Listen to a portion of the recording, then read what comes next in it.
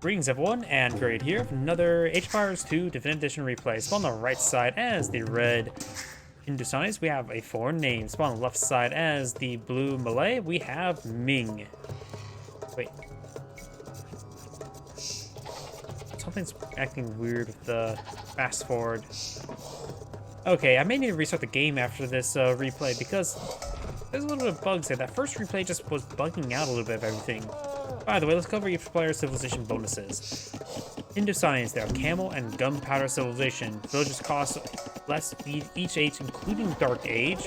Camel riders get 20% faster. Gunpowder students get +1/+1 armor. Can build caravansary in Pure Age, which I believe they do something involving the trade cards. I'm not so sure what exactly they do. Unique units, Golem, Infantry. I believe there are Spearmen that doesn't get additional bonus damage versus units. I think they do damage in a line, if I remember correctly. Imperial Camel Rider. Unique text. Grand Trunk Road, all get voting column is 10% faster. Shingati, and units get +2 range. Team bonus, camels and light cavalry units get +2 attack versus buildings.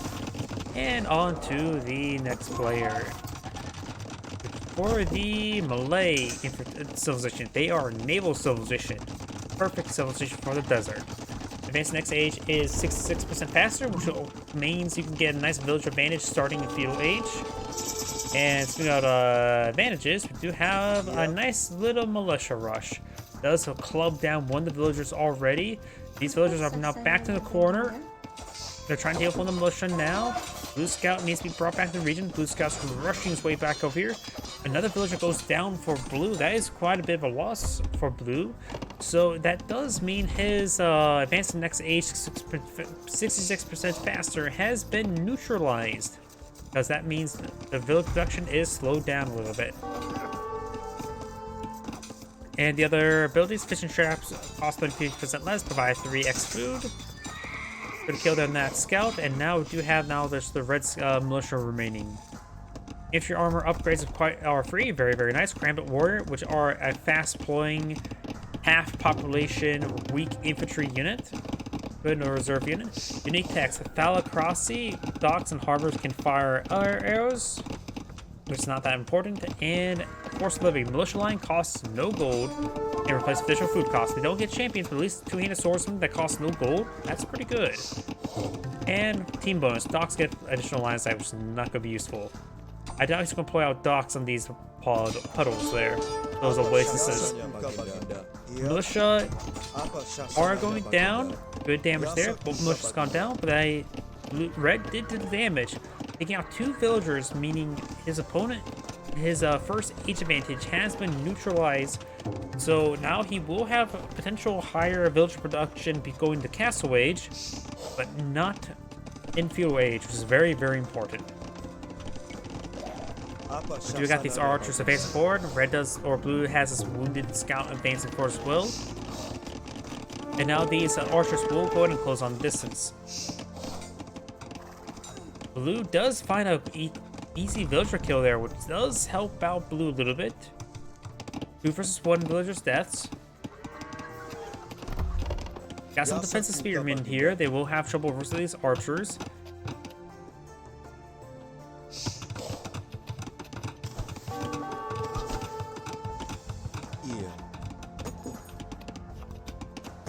Gold mine has been claimed. And blue has mostly walled off in this region. There may be opening right there. There's a big gap right here, but the town center can, of course, cover that with arrow fire. Archers trying to push on forward, trying to find some sort of angle on these forces. Skirmishers being pulled out by blue. Very nice. And red has a good idea that there's going to be skirmishers popping on out. Red has walled off the entire region. This villager is now trapped, but that does tell him that there's actually a pretty large amount of wood here, a nice safe position. This villager may just want to deploy out a lumber camp over here just to start collecting wood. Archers do make their advance. Does receive some town center fire there. And Blue Scout, I don't think Blue Scout's alive anymore. These villagers could try not villagers, spearmen could just charge those archers, just get each one attack each other, and then Q move the other one. These skirmishers in pursuit as well, very nice.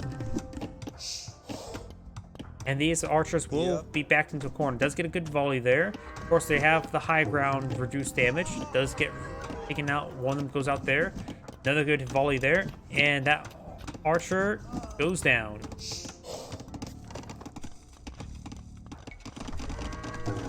It's going to fast forward once again, since both players are in equaling phase. Blue's now teching on up, as well as researching supplies. Red is also aging up as well, so both players will have a similar castle timing. Blue has castled up first. And red now has castled up as well.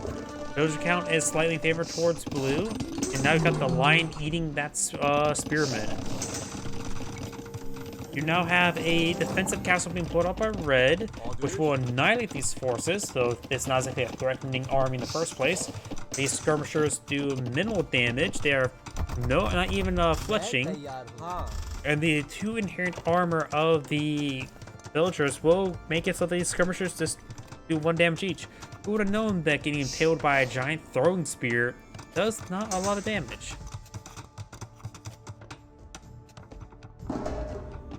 You now have long swordsman research there for the Malay. He's going to go heavy for infantry forces. Malay. Is that a militia cost? Is that Imperial Age? Yes, Force Levy is Imperial Age technology, not a Castle Age technology, so we can't get that just yet.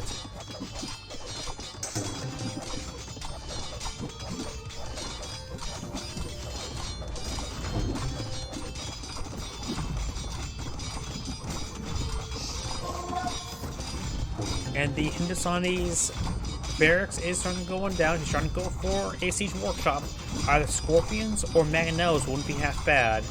The circle red is going to be in defense. We do have some of these unique units, as well as cavalry archers. Interesting. Cavalry archers can be upgraded heavy, can't get Parthian tactics, but can get summery. Parthian tactic does give you some extra armor, as well as additional damage for spearmen, which can be quite nice, but if the opponent is Malay and he's going to go heavy in swordsman, you don't really need that extra. Parthian tactics is not going to make a big difference other than some like +1 melee armor. Cavalry archers have been put on the field. Of course, long swordsman right now have 4 pierce armor. Cavalry archers have 7 attack. He needs to get out bottom the arrow as soon as possible. We do now have some golems being put on the field. Archer range start going down, and red's going to be eyeing to counterattack with some of these cavalry archers to try to get some village harassment, but you got a very, very large number of swordsmen here. Oh, I wonder if blue can get Gambersons. He can and does have gotten Gambersons, so these long swordsmen have a lot of good pierce armor. Oh yeah, +3 pierce armor, so I probably should have realized that a little bit better.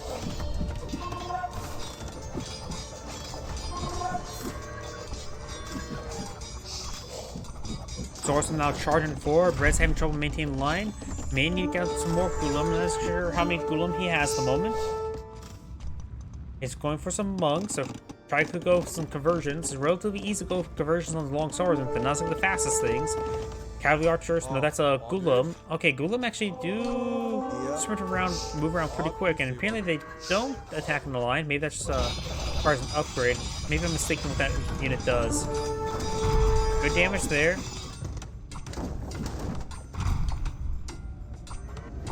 Spearman stabbing this villager, not doing a whole lot of work. Swordsman's trying to get some good damage there. Monk trying to go for conversion. Does convert one of those long swordsmen. Now he's going to be trying to be backing off into town center. If he stays in town center, the monk will see some health regen. I do hear some more monk conversions, and this time it's blue's monk. He may have reconverted back to that long swordsman. Mangonel making soft trade away. We do got these long swordsmen advancing on forward as well, trying to get some sort of damage on in. Mangonel does get overrun by the long swordsman. He may just want to go for scorpions at current rate, and a bit cheaper and a little bit easier to use against the long swordsman. Of course, they're a little bit less effective, of course.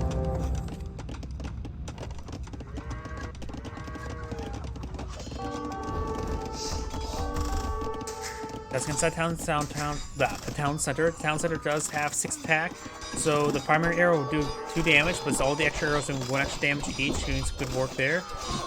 Red's villager count is at 55, Spawn's at 62. Conversion there, trying to go for one of these long swordsmen, and that monk does get stabbed. Got golems and long swordsmen for red as well. Red's just going for more villagers at the moment, needs a bit more of the defense force at the moment. Though blue's force is not being reinforced and starting being picked on off, but we do have some more reinforcements being streamed on in. The cavalry archers do go down there, looks like they weren't microed properly enough.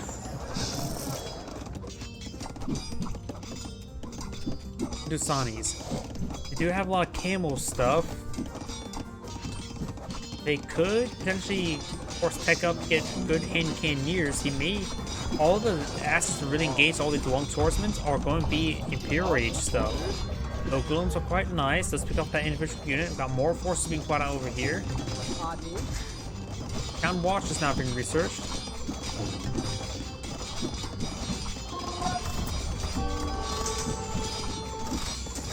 Does load up in the garrison as well, which is far close enough to engage these long swordsmen, and he needs some villagers repairing that mark. He needs to hold the lines long enough for the swordsman to get some extra work done. The mark's already go down, mark has gone down, and now the swordsman will come advancing this region. We've got more monks and golems being put on the field, but it's not deploying a large enough force.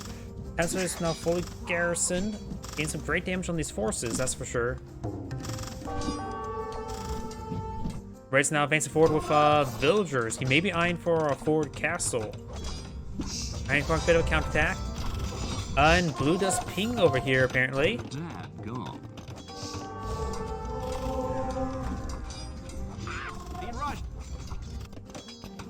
And now we do have the... Oh, nice house placement there. Stopping these villagers from pulling out the castle. And the lion may have got a kill there on that villager. Blue's now engaging the long swordsman. And red does back of the game now, unable to deal with all these long swordsmen. Very, very nice game. This is Adam Great saying thank you for watching, and on to next replay.